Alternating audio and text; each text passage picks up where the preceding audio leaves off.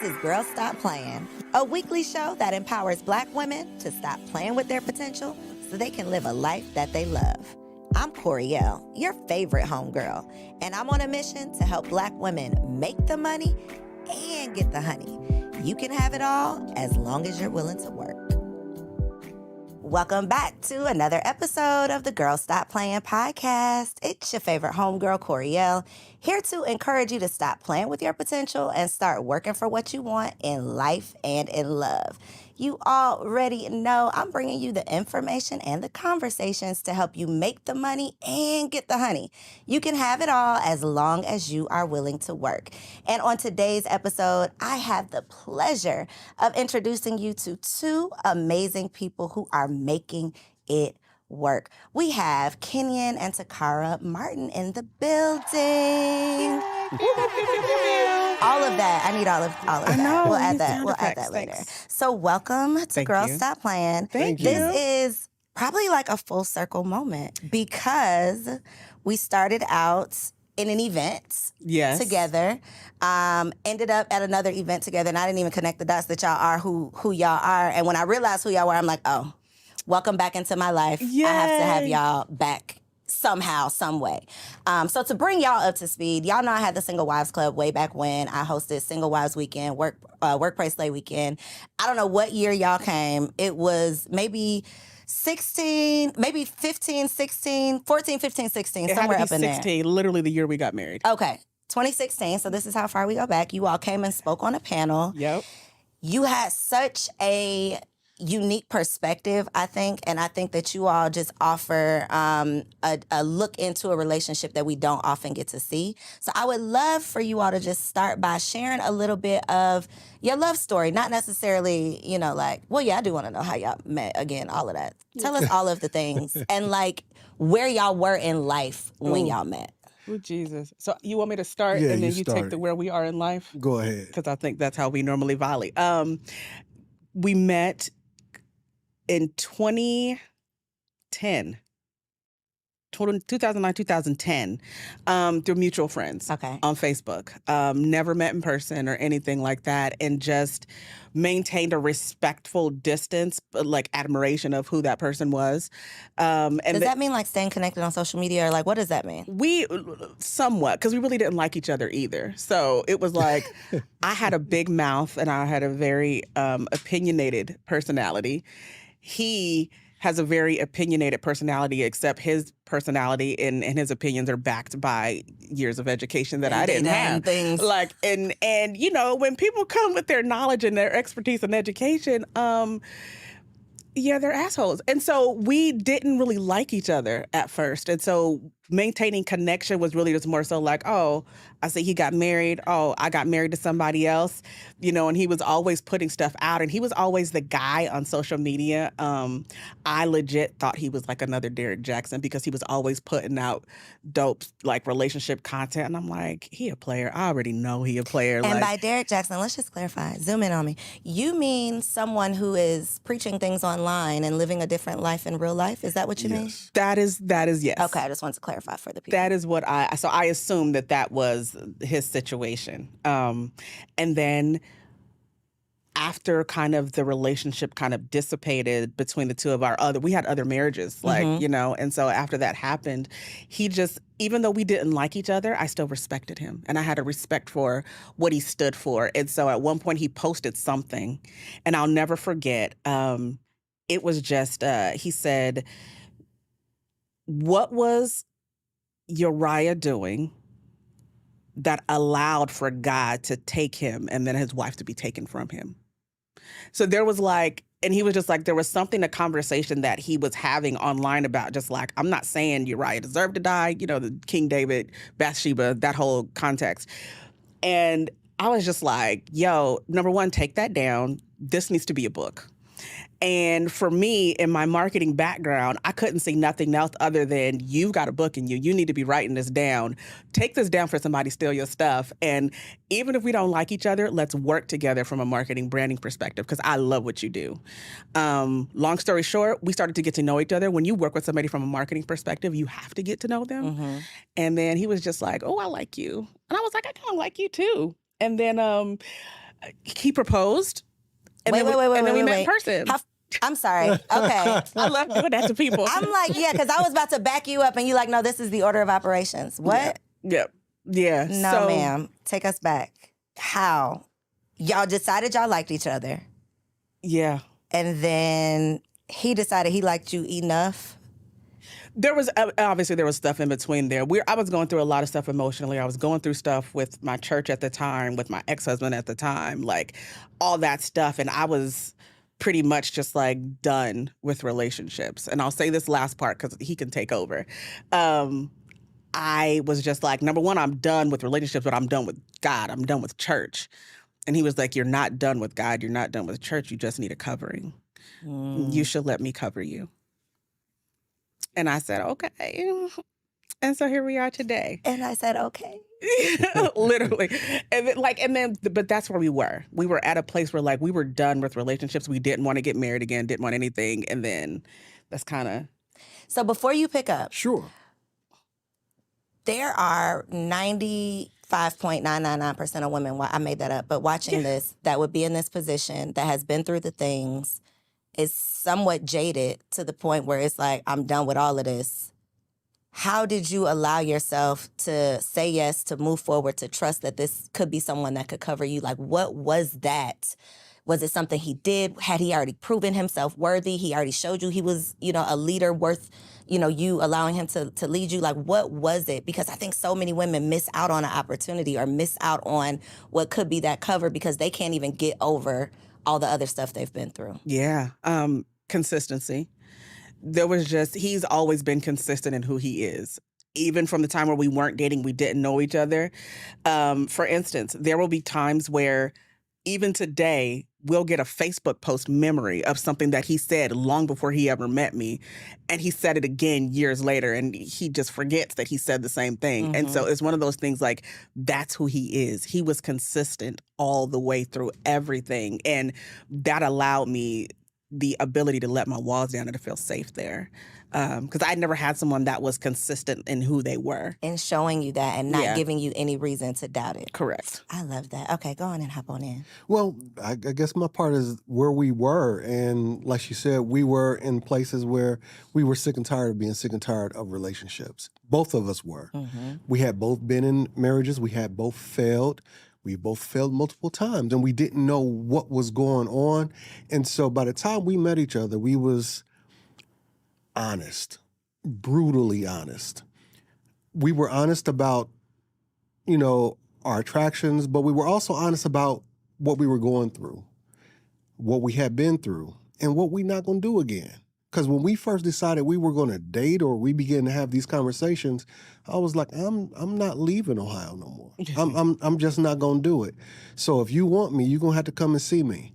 But at the same time, I think we both saw in each other what no one else saw in us. It was a thing of like discovery, like having a real relationship for the first time. Like I've never been married. Like even though I've technically been married before and she's technically been married before, we've never had a good husband or a wife. We've never had a husband or a wife. And it was at that moment where we started realizing that it wasn't out of desperation. It wasn't out of watching a clock. It wasn't out of, I just don't want to be by myself. Mm-hmm. It was just that I like you. And here's what I'm willing to do. Here's what I'm not willing to do. Here's what I will put up with. Here's what I won't put up with. But at the same time, let's open up and see if what we've been building is real. Mm-hmm. You see what I'm saying? And the willingness to do that, because both of you have been through your own things. Yeah. Both of you, again, were jaded. You had still, no matter how healed or how much on your journey you are towards healing, you still have those things that sneak up that remind you of someone or something, or, that you don't want to repeat. So you are operating with that mindset of, I have to protect myself from doing this thing. And a lot of times that protection builds that wall, and then that keeps us from blessings. And so I love that y'all were able to see something in one another. But I think there's this, I think there's this conversation of not settling, which I 1,000% don't believe anybody should settle for anything less than what they feel they're worthy of. However, I do believe we have to allow for some flexibility. Yeah. So when you said I had this standard, I'm not leaving Ohio, but I'm willing to put in the work. I'm willing to give you some time. I'm willing to see if this is worth me bending a little bit. I think so many times, and we talking to Black women today. Okay. Just to put that out there. Let's do it. A lot of the high achieving, successful Black women that find themselves single, a little bit later in life, I think they hold on to this, well, I'm not going to settle thing, but settling and being flexible are two totally different things. Correct. So could you speak to that woman who could be missing out on what you were willing to just give it a try? See what was there. Be willing to try again for someone who's just taking it off the table. Well, I think that, I'm sorry. No, you go ahead. Go. I think that, number one, risk. In order to find love, you have to risk the opportunity to be vulnerable. And if you're not willing to take a risk, if you're bound by all these walls around you because of risk management, then you're never going to find who you really want because you're trying to lessen the blow of what could happen. You're living a life of catastrophe and catastrophizing every relationship, and you shouldn't do that. Does it take time? Absolutely. But opening up, now when I say risk, I'm not saying roll the dice on just anybody.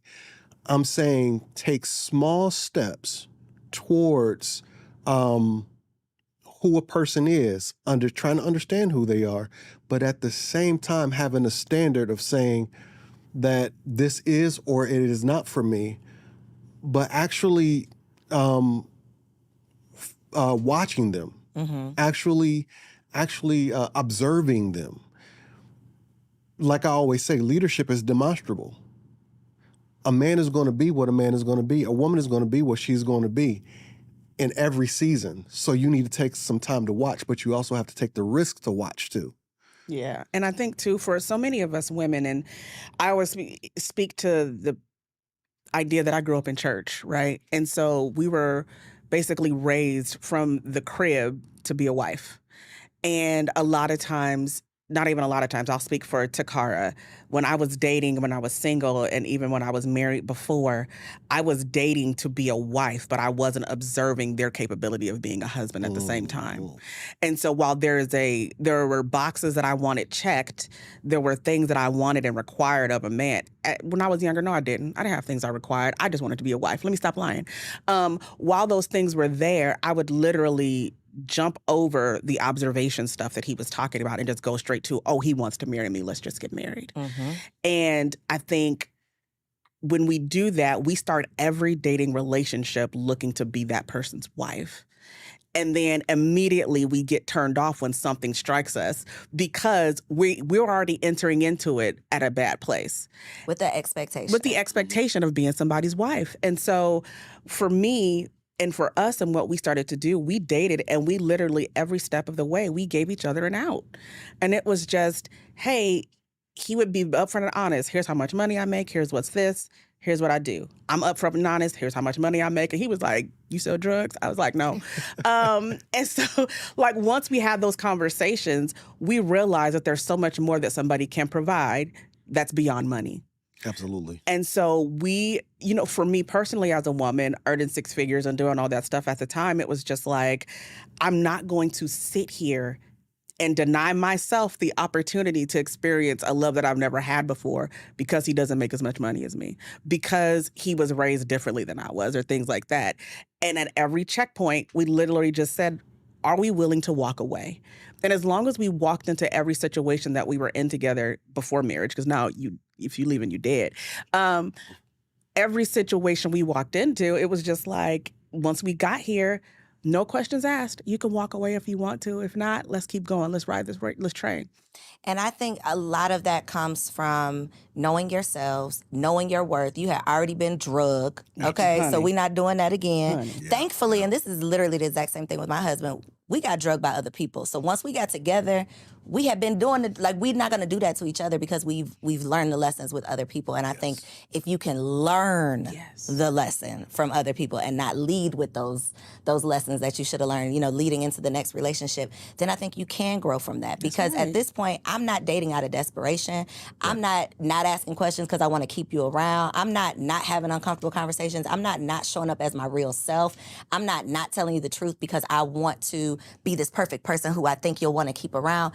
I've evolved past that. And I think that you all had also gotten to that place to be mature enough to say, I love you, but you can walk out the door. This is your out. I love you enough to love you without me. I love me enough to not want you here if you don't love me. That is a level of self-awareness and self-love that most people don't get to. That was a prayer that he prayed, honestly, even before we ever met. There would be times where I would go through, my anxiety and stuff like that, and he would sit and pray with me. And that was one of the prayers that I think that sticks out to me as one of the most memorable ones, that he would pray and be like, God, protect her for those who are against her. And if I'm not for her, God, protect her from me. Like, that was a consistent prayer. And I was like, oh, but Lord, let him be for me because I like him. And so, but keep him, please. Yeah, but that was literally a prayer. And I appreciated that. And this self-awareness of, I know I ain't for everybody, is really what kind of drew me into. What was your first husband like? In terms of just, are they similar? Were there similarities? Was he complete opposite? I'm just going with the theory I have here. My first husband was white, so let's start there. Let's start there. Let's start there. Okay, wait, what? Pause for the cause. Y'all be learning with me. Y'all be learning right along with me. Okay, wait a minute. Yeah, we don't speak about him. Well, let's speak about him. Let me tell you why we got to speak about him. Okay. Because there is this white savior complex. Honey. That once you go white, baby, it's all right. Like the white man is going to treat you like a queen and he's going to worship the ground you walk on. He's going to be sensitive. And all of those things might be true. Mm-hmm. I just don't like that when that's being said, it's almost as if that doesn't exist for any black man. Like, white men are the only people who can be in a healthy, happy relationship with a black woman. Mm-hmm. So I would love to talk about why this didn't work out with this white man. First of all, he was Satan. And so I think, I was young. Okay, remember? That makes a difference. So that's number one. But I think to just, again, full circle experience for me, I was raised by a white man. Okay. So it was a situation where my mother, so my mother and my stepdad met in church, and he was a vegetarian, and he made her, he asked her, in order to get her to go out with him, he asked her for her to fry him some chicken. And that he was no longer a vegetarian or a vegan after she fried him her chicken, right? That was their introduction, and he took care of her. She had 3 kids of her own and a nephew that she had adopted from my aunt. And so, she was a single mom raising all of us kids, and this man came in, took care of us, and loved on us. Y'all, my mama went to jail. He took care of us while she did her weekends in jail.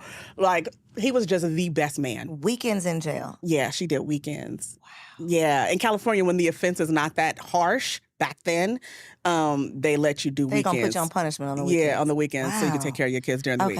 And so he was a real stand-up man. Literally, is the point. Real stand-up man. Mm-hmm. So then fast forward to me being a grown-up and growing up in a very impoverished neighborhood. We were very poor. I didn't see good black men. I didn't. So for me, in my mind, I associated good with white growing up. So that was literally my experience into the church into marriage and seeing that from the church. So then when I met my ex-husband, he was nice, took me out on nice dates, get great things. Pam and his parents lived in this really big house, great neighborhood. I was like, I could be a part of this family. This is going to be awesome. It's an upgrade. And yeah, he was abusive. And I never got the opportunity to really become my full black self being with him. And so, yeah, beatings, pregnant, getting beat up, everything you could imagine, that was completely opposite of the man that raised me. And so that was my first lesson. And number one, you can't use someone's physical appearance and how they look just to identify who that man is going to be in your life. 'Cause listen, y'all can talk about all these black men and they ain't, if you want to, but there's some white ones out there that ain't shit either. It's just people. There are There are some people people. that The are people, yeah. just not good people. And to lump everybody into it, well, if I just go over here, then I'm going to get everything that I want.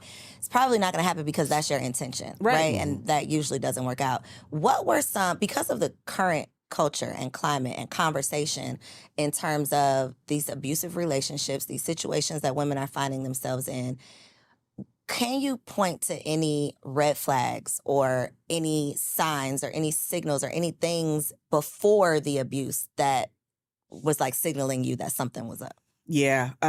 First and foremost, it was the isolation piece. Really wanting me to not hang out with friends or family. That was the number one thing. I was, in California, I got accepted to UNLV, specific program. I was going to go to school, study, whatever. He literally went to my church leaders who were also, that's a whole nother abusive topic as well, went to my church leaders and they basically got in cahoots and kept me from going away to college, that sort of thing. Like it was, yeah. So Was it a cult? I was about pretty to say, much, sounds like a call. pretty much. Yeah. I've had conversations with friends that had to go and like ask the pastor, am I allowed, can I go to college? And some got a yes and some got a no. And their lives literally were determined in that moment by this man's decision. 100%. That is deep. 100%. Yeah, that's another episode because that's deep. Yeah. That is giving, it's a cult. Wow. What were your what are your parents saying during all of this? They were just as much as invested in the church community as I was. But so. did they see any of these red flags, or were My they? stepdad did, actually. He really did. Before he died, like he would be like, listen, y'all gonna go through and let this girl marry this man, fine. He was like, I'll support it, but there's something not right there. My stepdad caught it, first and foremost. Okay. We have to talk about that again. Yeah, sure. How do you date a woman that's been in an abusive relationship? Carefully, very carefully. Because you don't know what to do or what not to do. And let's be honest, I'm, flawed myself. I'm a man myself. I raise my voice. I get boisterous. Men are very physical or can be physical or whatever the case may be. And so now, and you make mistakes, you feel like you got to wrestle the world. So now, when you're talking to a woman who has been abused, you have to begin to understand, number one, you need to be accountable enough to understand that once you choose her, you're responsible for her. That's number one. Then number two, you have to understand that, no, it wasn't you. But if scars are still there, it is up to you to be tender around those scars. And so that was my perspective, especially as she was going through what she was going through with that church at the time when I met her. My whole idea was, okay, we're not going to kick God to the curb, but we could kick these Negroes to the curb. You know what I mean? Because I'm not here for play. I'm here for real. And if I'm going to cover you like clothing, let it be soft on the inside, but keep out everything on the outside, like armor. That's me. And so I want to be where she can lay her head and be comfortable, but anything outside of me gets the business if it comes for her. You see what I'm saying? Standing on business about yours, huh? Baby. Come on now. I love it. And that's important, but you got to be tender. A lot of people think, or a lot of men think, that you have to be this manufactured form of masculine to be attractive, to be a man for a woman, to do this, to do that, to do the other, when all you have to be is life-giving. It's called generative. And if I wasn't there to give her any life, then what am I doing in her life? Period. And so that's where I was, and that's the kind of man who I had to be. What's your advice for women who are rediscovering themselves? Because the woman who you have to be in an abusive relationship, the shell of yourself that you have to become in an abusive relationship versus this that you get to blossom into once you've escaped that and can get back into, settle back into who you truly are, that's a process. Yeah. So being on the other side of that process and not just being on the other side of it like you survived it, you are thriving, right? You weren't jaded so much that you couldn't trust another man. You weren't jaded so much that you could trust him, but then you ruined it. Because we'll do that too. I almost did, yeah.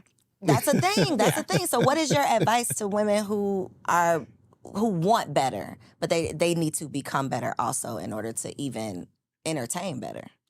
Well, it is a process. Shameless plug, the soultiesdetox.com is available. We created a process based upon that, to be honest with you. Okay, come on, shameless plug, tell the people. And because it is, I tell people, me and Kenyon's results are not typical. This is not something where you're going to meet the guy, he's going to sweep you off your feet, and y'all just going to be happily ever after for the most part. Because to your point, we can ruin stuff if we're not prepared and ready for the inevitable triggers and the healing that comes on along after that. But yeah, it starts by identifying how you keep ending up in those situations to begin with.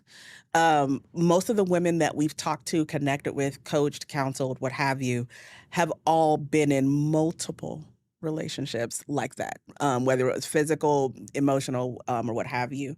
And so the number one thing we had to do was decipher what was it that was leading me into these, what was attracting me to these, because we can't control who we attract, we can't control what we entertain. And so once I got past understanding that, and for me, it was my church upbringing. For me, it was, I got daddy issues too. This is like, I'm a whole 3 different shows. I could be on all your podcasts and talk about something different. So that, the daddy issues, everything. Okay, so there was that. Then it was identifying all of those different people that hurt me throughout that journey and releasing it. Because one of 2 things typically happen when we didn't release those people for real from our lives. One, we inadvertently looked for people just like them in different skin, and we didn't even realize we were chasing those types of things, or we kept going back to that person over and over again. And so it was, identifying and then elimination of those people. I'll save the rest for the book. It's a long, literally 5-week journey that we take people through. And then from that, it was realizing that not everybody who hurt you in your past is a reflection of people who are going to hurt you in the future. And that's the constant work that I'm still doing all the time. We get into it. I have to work myself through mentally a situation where I say, yes, you've experienced this in other relationships before, but what's different now? He's been consistent. He's been secure. He's got other stuff going on right now. You need to have this conversation. You need to communicate. Don't shut down. Don't become passive aggressive. Don't go hide like you used to. Go do that. And I literally have to talk myself through certain situations to make sure that I'm not treating him away simply because I know what I'm feeling in that moment is not from him. It's from somebody else. Accountability is everything. I think. I like how you summarized that. I said 10 minutes worth of words. No, that is, I loved all of your words that you said, but all that was jumping out at me was I got to be accountable for how I got here. And I think a huge part of the problem that I see with Black women, again, I only know Black women, y'all. I'm always only referencing Black women. A huge part is that we don't want to take accountability. We get ourselves, not necessarily we get ourselves in these situations because nobody's going out knowingly looking for abusive relationships. But we find ourselves in these situations, and then instead of taking an introspective look and say, okay, what was my point of attraction? What was I thinking? What was my intention? What was I willing to settle for? What was I thinking that I needed? What was I trying to fill a void with? Instead of going through that whole very tough process of doing the self-work and figuring out what is up with this common denominator, we usually don't take accountability. We say, oh, well, he was a bad person, or, I used to blame my mama, and it is still your fault, but I'm working through it, right? Because I think a part of it, too, is we think we get credit for identifying the problem. You get half a point. You don't get the full point unless you bring it back together and actually actively work on fixing that problem. So I don't get to just say, baby, no, I can't have tough conversations with you because I didn't trust my mom. I don't get to use that as an excuse for bad behavior. Yes, I can identify this is the root, but now what am I going to do about it? So I think a lot of times we don't have that accountability, even with ourselves.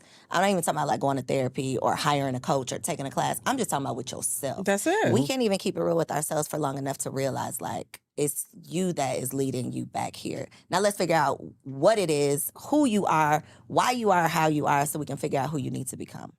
Absolutely. Yeah, I think the problem is that there's a cultural narrative that she's supposed to be found. He's supposed to sweep her off her feet. Right. He's supposed to lead her from there. And so accountability being an outward-facing energy, so to speak, or outward-facing thought, which we're putting on ourselves, the cultural narrative doesn't allow women to be accountable. I'm not saying there's an excuse because women should be accountable, but the narrative has always engineered Black women to be rescued, not accountable. And so the problem is that now when you're looking for who's going to save me, who's going to look out for me, it's you. You have to look out for you. And it's not just by setting these high standards. It's not just by, some meme-esque type of entering into the dating relationship. It's about checking on yourself. Who are you? What are you? What defines you? What hurt you? Have you healed from that? Are you healing from that? Are you healed enough for that to be carrying this on to another man? You see what I'm saying? Go ahead. Yeah, no, I'm just piggyback off because I think too, especially as Black women, we have had to carry so much for so long. Accountability wasn't a problem for us when we had partnership, when we were cooperatively in different things. But I think when we've had to start carrying so much as Black women for so long and we default to a defensive posture, that becomes our norm. Because we're always on the defense. We're always fighting, whether it's work, whether it's the ex, whether it's, anything that's going on in our lives, we're always fighting. And when we're always coming from a defensive posture, there's very little time to take accountability for things. Because once somebody acknowledges a problem, we're just rushing to try to solve the problem. We're not rushing to try to explain the problem. Or explain it and solve it and get through it. Not to say, okay, what in me triggered that? What in me did I do that? And I think I've had to personally do that work to make sure that we get into it and I be going in, and I literally do start explaining stuff, and just go stuff. And he was just like, but are you hearing what I'm saying? What happened? Why are you getting defensive? Just are you telling me what happened? Are you hearing me? Are you understanding me? And I've literally had to continue to go back over and over again and remind myself that this is not an opportunity to be defensive. It's an opportunity to be accountable. And this is not the enemy. Right. That is such a hard part, I think. And I love that you're sharing that. We are madly in love, but I still be going off sometimes. We still be having these moments. It is not just all sunshine and rainbows, and it never 100% is. Sure. But there are so many tough conversations. If you care, if you want this to be a healthy, happy, lifelong thing, there are so many tough conversations that have to be had.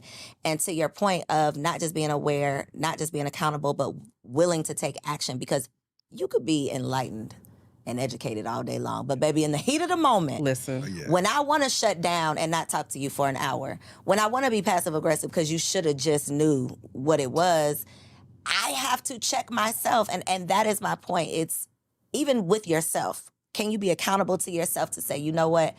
In my heart of hearts, I know that you mean me well. If you married or if you're involved with someone who you truly trust, if you've made a good choice, then you should know and feel safe to know that they don't mean you any harm, that they're not just telling you something to hurt you, that, you've said that this is somebody that you're committed to because you trust them. So I think it takes a lot of looking in that mirror and being willing to look without having but, or you didn't do this, or, but I, What about when it's you? hard. It's so hard. Yeah, one of the things he's always said is we're each other's mirrors. And so if my mirror wants to make sure I look good before I step out of that mirror is going to tell me what I need to fix. And I'm going to be offended because I thought I looked good already. Right. I was fine. I was perfect. You don't have to tell me anything. Even though I asked you. Right. But I need you to agree. Shake your head yes. Yeah. Just How do men deal with this? Because it's so hard for me, y'all. I keep saying this, but they be calling me a pick-me on the internet all the time because I don't agree 100% with everything Black women do. Mm-hmm. Yeah, no. And one of the things they do, they be mad at me. I'm not sorry. I'm not really sorry because we got to get it together. Yeah. We all got to get it together. But I talk to Black women. The Black men are not over here, so I'm only talking to y'all. But one of the things that I always hear men say is we can't be honest with women. Y'all really don't want to know the truth. And I just be like, I do want to know the truth. Yeah, tell me the truth. And then I post a clip from my podcast, or I see a clip of a podcast where a man is explaining whatever his truth is, and there's always a rebuttal. There's always a discount to who that man is, what he must not be doing in life, where his perspective is rooted in, discrediting whatever he's saying. This cannot be his reality. The black woman is not the problem. It must be you. How is a man supposed to, like, how are we supposed to bridge this gap? Because we got to communicate. We got to come together at some point. We have to listen to each other at some point. How? I think, to be honest, I think it's going to take men to step up, because if you want to be a leader, you demonstrate that first. So you learn how to communicate that. Do black women mess up? Yes, a lot, but you don't have to have fear of being honest. Number one, there is no excuse for not being honest. There's just a way in which you should be honest, right? And then when it comes to women with all the rebuttals, the defensiveness, the argumentativeness, now, granted, because of what I do, I'm able to step back and say, oh, you're afraid to be wrong. You're afraid if you're wrong now, what it meant for you in your past. So there's a lot that's going on there. Every man isn't equipped with that. But you can be equipped with patience. If you want to be in that, venues like this is what's necessary, where we are talking to each other, not at each other. Because the energies can get crossed and you can feel like there's an attack somewhere. How should men deal with this is through patience.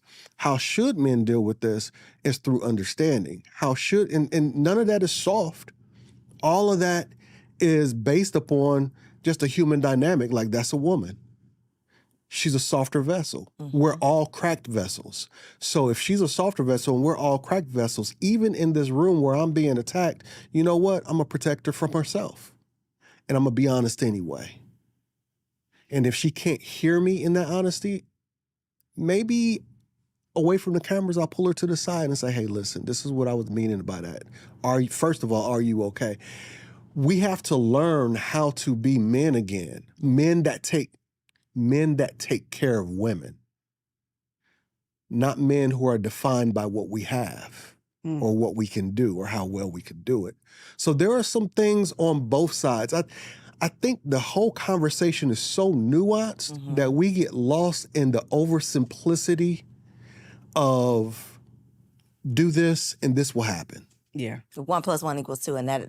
Exactly. We walk around with if-then statements, computer language in our head, when really it takes so much more work. That's how we became best of friends, because I was willing to do the work. When I fell in love with her, I was willing to do the work. Does that mean I'm wrong? Does that mean she yells at me? I hope not. She doesn't yell. She does not yell, but she got a mouth though. But we don't get a chance to run into that often. Because, hey, hold up. There's a better way to have this conversation. And guess what? She does the same for me whenever I get, tipped off and I'm tilted and everything is about to go up in smoke. Hey, there's a better way to do this. It's human decency, really. Yeah. I think too, empathy. We, in our book Covered, we talk about like safety, security, trust, empathy. Whenever we've ever dealt with people, couples, whatever, and they're having issues, one or all of those things are missing. And empathy, the way we explained it in our book, is that your ability to sit with somebody and see them from their perspective. And I think a lot of times what we're seeing on the internet, because everybody and their granddad can pick up a mic or a phone and say something, it's one of those things where we're constantly infighting within the Black community, right? And so you don't see it in any other community. It's just us fighting each other and ripping each other down. And honestly, I have to listen to some clips twice before I make an assessment or a judgment, because the first time I have to sit with why it triggered me, why it hit me where it did, like, ouch, was there some truth to that? The second time I listen to it, it's like, okay, I have to evaluate it from their experience. Just because they're saying this from their experience does not mean that it identifies something in me. It just means that that's their experience. And empathy tells you what that experience is, or that they're doing it that way, as opposed to me and myself always, coming from an Being offense. triggered. Yeah, being triggered. Me you're talking about. Yeah. I think, too, one thing that we're missing is just like compassion, kindness. Yeah, girl. Being just like good to each other. Like the men that have sat down here and said something about peace, that this is, one of the things they desire in a wife. And I say peace because that means different things to different people. Mm-hmm. But the way that women roll their eyes when a man says he wants a woman that brings peace, it's like, that's offensive. You want me to bring, you be your own peace. Like, I'm not here to be, that's the attitude that comes behind it. And if I think just over my life and just the relationships that I've seen in the Black community, of course, they haven't always been like loving relationships. Right. Black women are notoriously categorized as having a mouth, waving that hand, talking back, doing all of the things, not being agreeable. Mm-hmm. And I think we have to do a better job of just like being kind to each other. That's one of the things that when I've asked men who date other cultures, white women mainly, they're saying, well, she was nice to me. I came home from work and she just had a smile. She just smiled at me. And that seems ridiculous that you could come home and your wife doesn't smile at you, but it's not ridiculous. It is the reality for a lot of people. And I think that we don't use like kid gloves with our partners. Right. We're not concerned about their feelings. We're not trying to be, we're nurturing and soft and sweet to our kids, but our husband like gets the wrath. Right. And I just think that culturally we don't have that, not that love, but we don't look at our husband like that. We look at you like you just a man. Like you don't need this softness. Right. Even though that's what you want from your woman. Listen, Absolutely. But I think too, and we're a self-fulfilling prophecy as Black women when we don't see that dichotomy between the soft us and the go hard in the boardroom version of us. You can be both. You can have both. I've made upwards of $300,000 a year at one point, and I will still make this man a plate. I will still make sure that I get up off that computer and go make him food. I will still make sure that, hey, baby, I'm feeling you. All right, let's go upstairs there. You know what I'm saying? We both work from home. Like, that's the kind of... Lunch break. You know what I'm saying? So that's the kind of thing, like, when I am that version of me for him, I'm still very old school. I can get him to do anything I need him to do. I can get him to... Y'all be like, my man don't ever stay home. There are things that you can do for him to be home. Like, and I'm not talking about manipulating a man. I'm talking about creating an environment for your man. And I don't care how evolved I get. I don't care how evolved society gets. I'm always going to be the wife that he wants to come home to. I'm always going to be the wife that he be like, looking at me like, hey, where you going when I'm leaving the house? And that's just, call me a pick-me too. But I feel like a lot of y'all are single and bitter because there's not a balance between the boardroom version of you and that wifey version. You want the man to just accept this version of you 24/7, and that is just... It doesn't work. It doesn't work like that. It doesn't But work. I think the kid example is easy for women to digest because and it goes back to the emotion thing. It's like we can understand kids. We can break it down for kids. They can come to us crying and we know that you're just tired. Whatever this is that you're presenting, it ain't really that. Like you really just didn't sleep last night. We can identify that with a kid and then we can understand it and then we could be soft. But when it's your partner, it's almost like enemies. It's like we're attacking each other versus attacking the problem. We aren't seeing each other as partners. You know what it is? The reason why it's easier with kids is because of hierarchy. The woman is naturally more powerful, so she can guide and direct. Then when you look at the hierarchy of the house, whether you believe in it or not, there is another cultural narrative that the man should lead. So I shouldn't have to guide or direct. He should automatically know. And so the humanity has been taken away from men. Men are no longer human. We're beasts of burdens that just live in the home. And we need to be looked at as humans with emotions.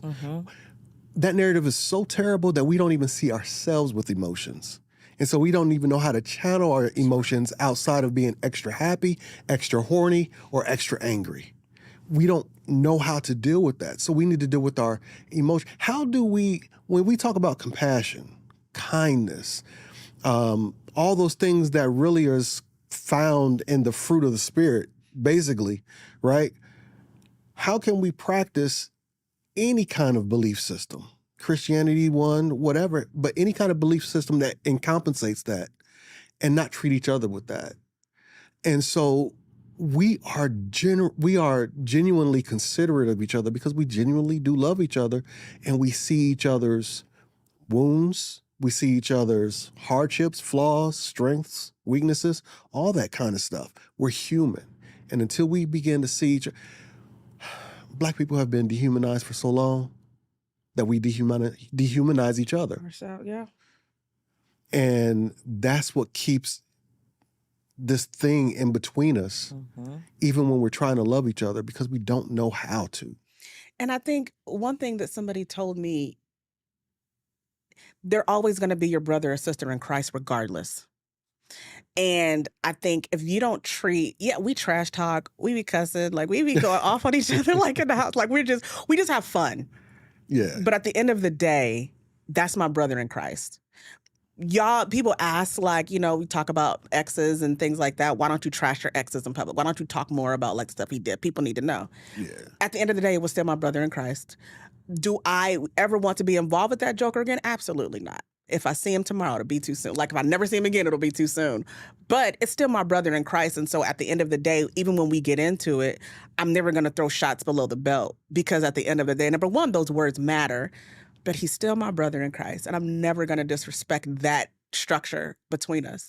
And I want to live this belief system that I say I have. Because if we Yeah. talk about the number of angry, bitter, hateful, mean church folks Listen, Absolutely. that I've met, it's like, do you say you're a believer, They don't. but you're not an actor. You're not acting on these beliefs. You know, you're not doing it. You're speaking it, but you're not doing it. Real quick, that's the problem with church folks. We talk too much. We want to speak everything into existence, but not exist in it. And that's the problem. good. We do more talking than we do demonstrating. One thing that y'all are demonstrating is that y'all actually like each other. And I love that. That is not Oh, yes, typical, right? Results not typical. Asterisk. Results not typical, right? Yeah. Before you had ran to the restroom and he was talking about road trips, and he was like, I only like doing road trips with Takara. Like, we have such a good time. And I was like, why did my husband be sitting around saying the stuff he enjoyed doing with me? You know, it made me think He like does, he 'cause I've likes heard you. him tell him He stuff. likes you when you ain't around. You know, like he's really, y'all actually really like each other. We do. And so you put up a post, and I had sent it to my husband, and then I watched the rest of it, and I had to go real quick and unsend it from my husband because you was about to get me in some trouble. So let me tell you about this post. Oh, no. It started with, the question was like, what is something that men appreciate in relationships?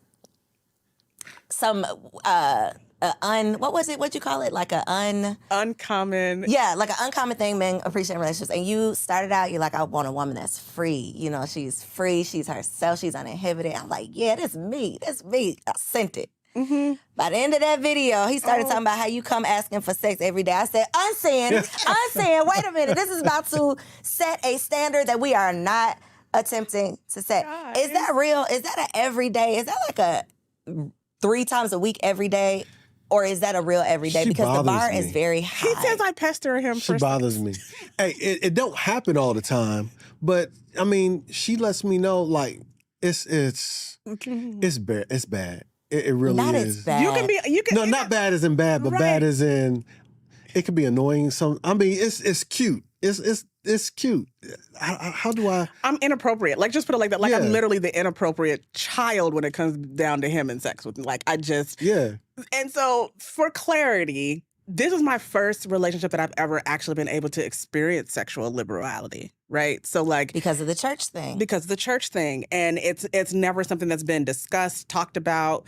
You know, Kenyon is my third husband. He's not my second. He is. Wait, we skipped a husband. So the white man, were they 2 white men?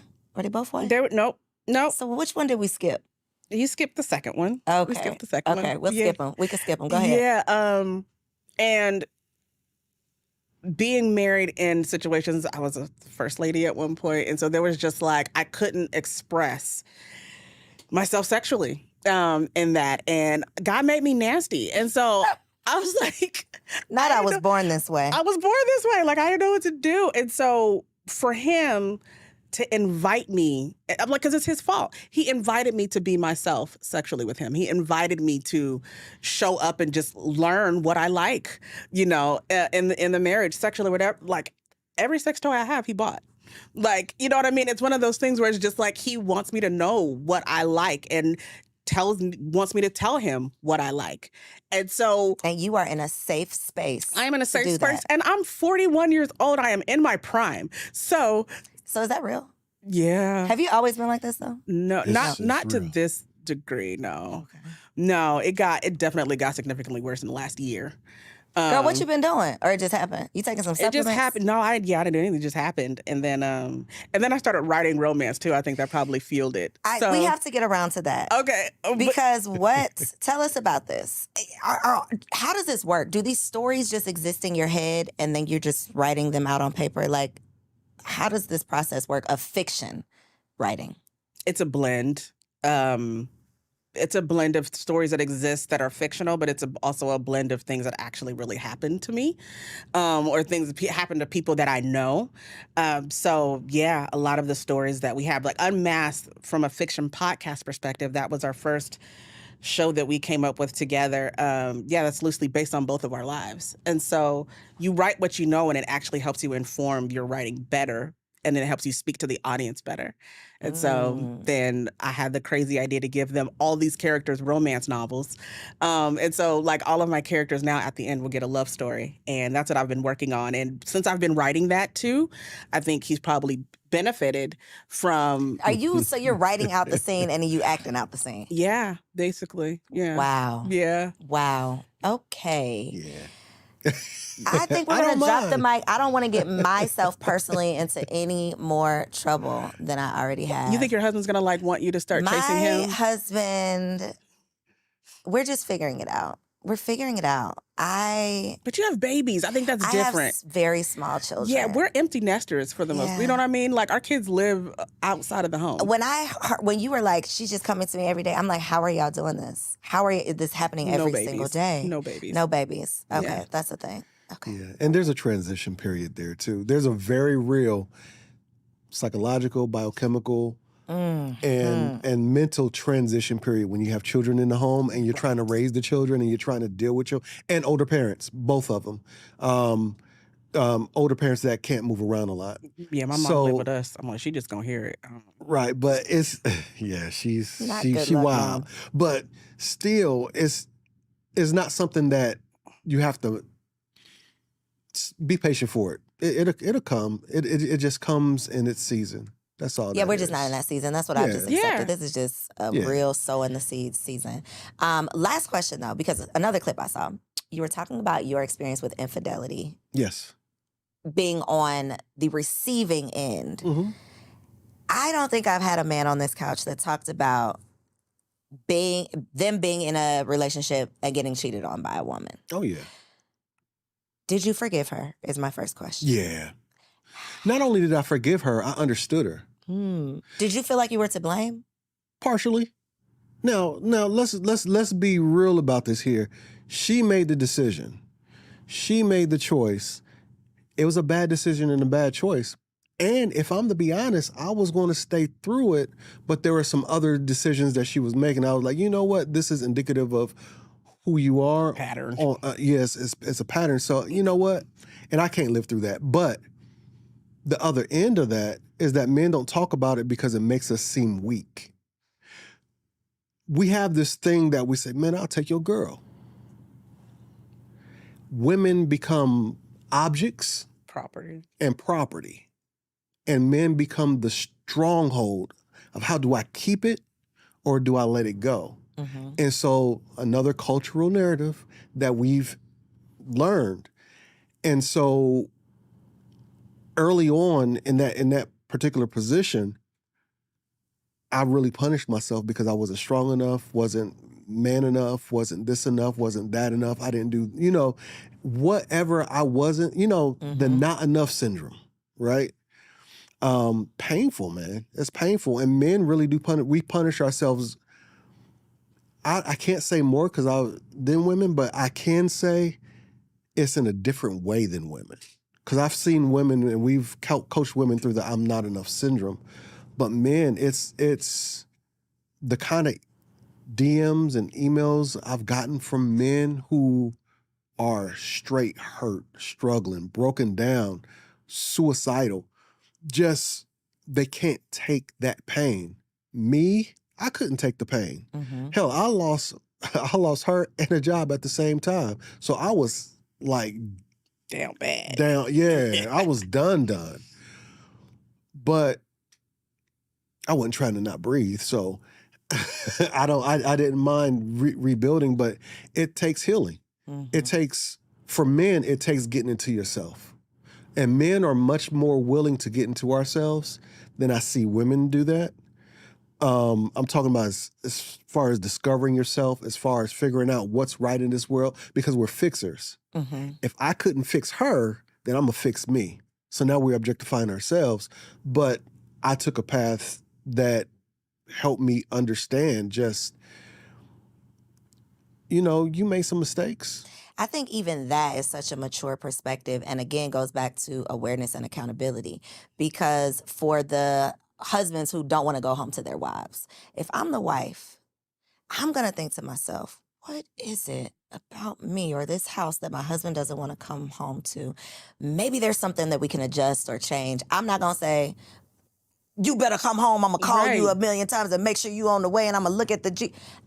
That is irrational and insane. So in the same vein, when it comes to infidelity, I think that not to victim blame, because definitely don't want to do that, but I think there does take a level of what were the circumstances that led to this versus you are just wrong with what you did. Yes, you are wrong with what you did, but what led to that? Absolutely. What led to that? What was at the root? Because and not to say that you have to, forgive or stay or anything, but if you don't figure out what this is, whatever it was, who's to say that you're not going to repeat this again and have the same situation with a new person? Right. Yeah. And that's what I grasped hold to. I didn't want to be that guy again. Mm-hmm. Albeit we got married young. We had been together. We shouldn't have been together in the first place. Not that way. Maybe as friends. She cool people. But I knew, see, I was raised in church too. Mm-hmm. Not the same cult that she was, but I was still raised that men are this, men are that. I need this, I need that. And I'm gonna be honest, I was looking for validation. Seeking validation, insecure. When you say a man have to be mature to see all this, maturity hurts. Mm-hmm. Maturity don't just happen. So it's after going through that I realized, oh shit, that was for the streets. Now I'm not going to bash her in the reason, because I got a lot of pushback from dudes like, but what about her? You got to put her stuff. No, I don't. I'm a grown ass man. Right now, I'm not the insecure boy, so I don't need your validation nor anyone else's. I'm a grown man. So at this point, I'm going to own mine. Let her do with hers what needs to be done. Her and I have had those conversations of, what could I have been better? What could I do better? And stuff like that. So, giving her credit, she's gotten some maturity too, but that stuff comes through pain. And you have to look at yourself. If any man who's not willing to look at himself and grab hold of the accountability, he's not worthy of a woman to me. Wow. I think one thing that you said that is probably a whole nother podcast episode was that you shouldn't have been with her anyway. There are so many, y'all should have never slept together. Y'all should have never said I liked you. Y'all should have never went on down that aisle. You should have never. And something in you told you that too. Yeah. You just ignored your intuition. You knew it. So here you are trying to turn this bad boy that you were so attracted to into this good husband, and you should have never. You should have never tried to make him fit into this role that you wanted him to be versus what he showed up as. Ma'am, can I just say, half the time we stay with those jerks because sex is good. And so we've had this conversation. We probably get in trouble with church people, but celibacy and not having sex and abstinence and so forth is not just about immorality. Mm-hmm. There is a real thing that happens to your body, especially as a woman, when you sexually invite a man into your space. And so when you're looking at that and how you're becoming connected, and I'm not talking about the spooky soul ties, I'm talking about the idea of biochemically what happens to your body, then you literally will ignore every red flag that comes across your table because the sex is good. And as soon as that man begins to feel that you are starting to get hip to who he is, he gonna D you down again. And so that's the whole process that I feel like when we tell people like, don't have sex before marriage. Hey, for me, I don't tell you that from a scriptural perspective. I tell you from a place of it allows you to keep your eyes open to the stuff that you really shouldn't be. Mm-hmm. You're not jaded. You're not blinded by this other thing. Right. So Unmasked, tell them where they can, I was about to say watch it, where they can listen. What else y'all got that we can support? Let the people know. Oh, wow.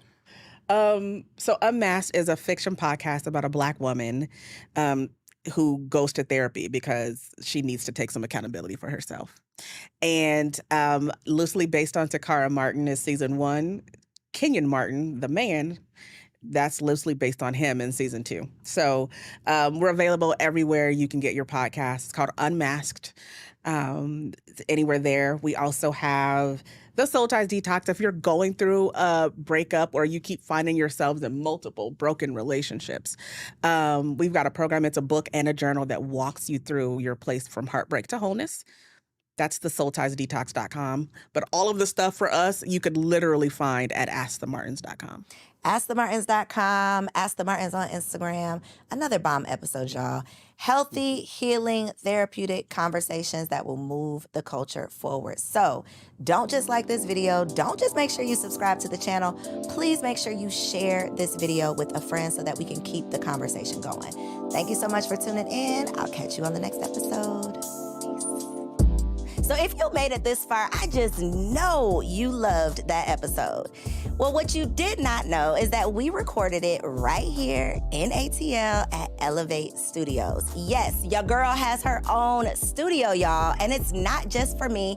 I'm opening it up for you too. So if you have a podcast, if you are a vlogger, a YouTuber, or a content creator, and you are looking for a professional studio to record your content, or you want to hire me and my team to fully produce your content, make sure you check out the show notes below or log on to elevateagency.com.